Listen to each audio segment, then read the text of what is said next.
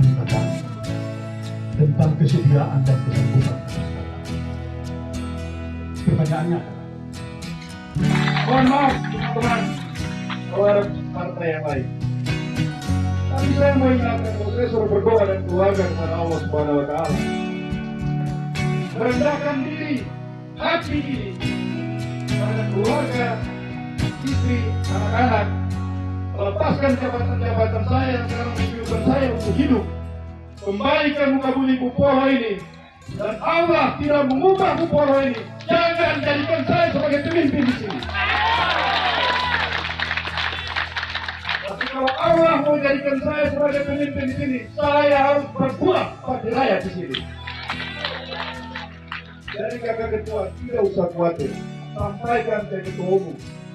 Daniel Rigan akan melepaskan jabatannya dengan terhormat kalau kalah memenangkan pertarungan 2024. Saya berbicara lillahi ta'ala.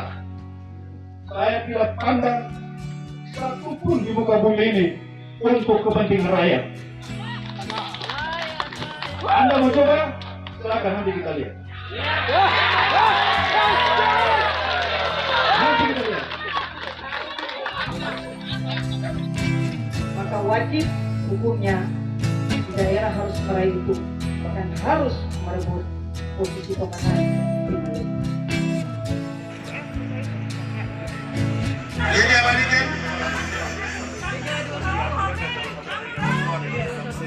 PD Kabupaten Buru menyerahkan Bapak Dani Hamdani, ya, menyerahkan secara Terima kasih sudah nonton.